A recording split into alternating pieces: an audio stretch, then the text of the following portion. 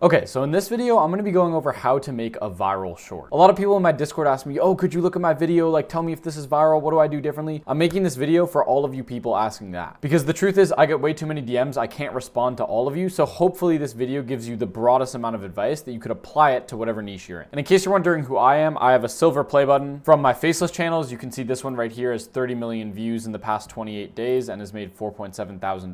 Then I also run the channel Fly Juggler, which has 91K subs. You can see some of my shorts were getting tens of millions of views. Yes, I'm really good at juggling for some reason. And then I also ran some viral shorts on Money Mind News, which all of my top ranking videos have millions of views. So basically, to make a viral video, there are only certain things in the algorithm that you can play into, and the goal is for you to play into these as much as possible and maximize those stats. So basically, these things are the swipe away rate, the retention rate, the share rate, the comment rate, the save rate, and the like rate. When an algorithm sees how much of all of these different things your video is getting, that's how it decides whether or not to push out your video. Now, the most important thing of all of these is the retention rate, which really means that the most important thing is the hook, or what's called the swipe away rate. In case you don't know, the swipe away rate is a stat on YouTube Shorts that basically refers to the amount of people who decide to swipe away or not swipe away based on the first couple seconds of your video. So the first thing that you have to do in a viral short is minimize the amount of swipe aways that you get. So you want those first 3 seconds for people to not leave your video, and that comes from having a good hook. From there, once you actually have a good hook, it's about retaining the person throughout the whole video. So you can see in this video, it didn't have great retention. By the end of the 1 minute 42 second mark, pretty much no one's watching. These are by far the 2 most important stats that you should try to optimize for, but I'll get into the other ones later. So first, let's start with a good hook. So a good hook should instantly grab the viewer's attention and set up the video so that the viewer can expect something that they'll receive by the end of the video. I'll go through some of my juggling videos and show how this works in practice. So in this video, it instantly grabs attention by showing a cool, impressive juggling trick, and then sets up a video that would require the viewer to watch all the way to the end to see how this trick is done. So it says how to do upside down box, and then it's the viewer, you're like, okay, how do I do it? And then you see step 1, and then you're thinking, okay, how do I do step 2? And then by the time the video ends, you've actually watched the whole thing, and then the video loops right at the end here, now combine, and then the video restarts, and that's how the hook keeps the viewer watching all the way till the end of the video. Same with this concept. Follow the red ball, you instantly see juggling, and you instantly see a red ball, so you start to follow it, and then you see this little progress bar, so you know this hook has set me up to watch all the way till the end of the video. We can also see this in my viral TikToks. Like, look at the hook for this video. This guy found an actual exploit in the YouTube algorithm, and no, it's not clickbait. All he did was he made his... So I set it up by saying, this guy found an actual exploit in the YouTube algorithm, and no, it's not clickbait. So as a viewer, you're sitting there thinking, what? He found an exploit? What did he do? Your attention is grabbed, and now you're set up to watch the video to actually understand the explanation of a curiosity gap that I just created. And we'll review this on one of my faceless channels as well. So this was one of our most viral videos, and the hook is I accidentally raised a crocodile. Again, this instantly grabs the viewer's attention because it's like, how is that even possible? And then also sets up the rest of the story for you to keep watching the whole way, because again, it's like, how did you accidentally raise a crocodile? What actually happened? What's the story behind this? So that's setting up good hooks. You instantly grab the viewer's attention, and then you make sure that the hook sets up an expectation so that the viewer will actually want to watch all the way till the end of the video,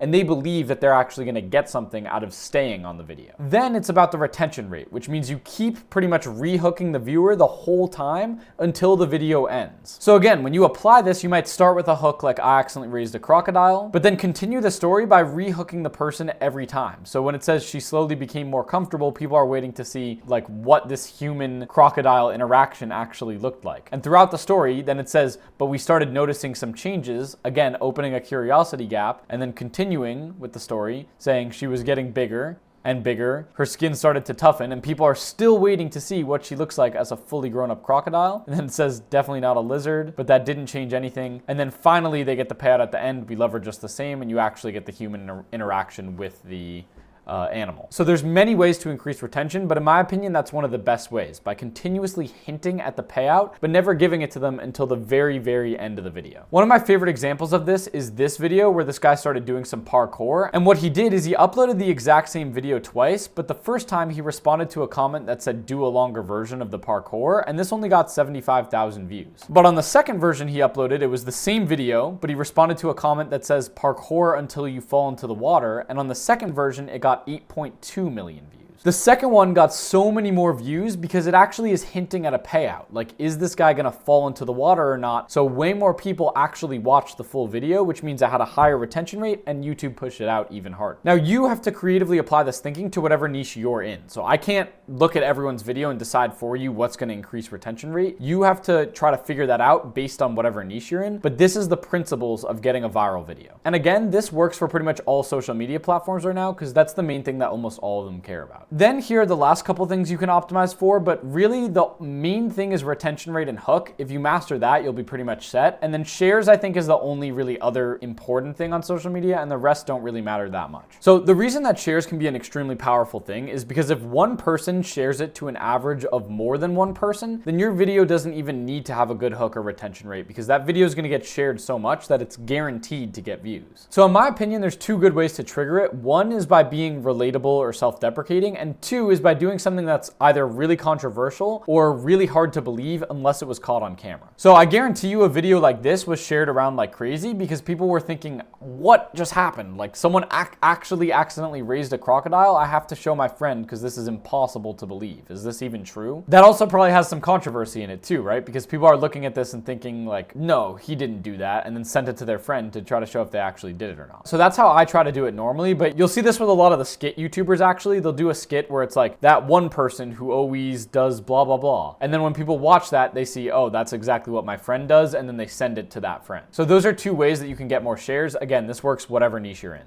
So those are all the main things. The rest of it, like comments, likes, and saves, really aren't that relevant compared to these top three things. So I would honestly really just focus on optimizing for these top three things, and that's pretty much all I would go full in on. Comments, likes, and saves are kind of just extras that you can get if your video is good, but again, they don't really matter that much to going viral. These top three seem to matter a lot more. I'm not trying to give you this advice as if I'm an expert, but this is just genuinely what I have found worked the best for me, so you can take that advice how you will. So anyways, my mission on this channel is to change the make money online space by being 100% transparent about all of the information and not charging for any of it, and not gatekeeping any of my best strategies behind a course. All of it is going to be free, so if you support that mission, you can subscribe. And if you really want to support that mission, you can join this Discord and give all of your best money-making strategies to everyone else, and also learn from all the other people in here. I guarantee if you join this, you will progress way faster than if you don't. Thanks so much for watching. I'll catch you on the next video, and peace.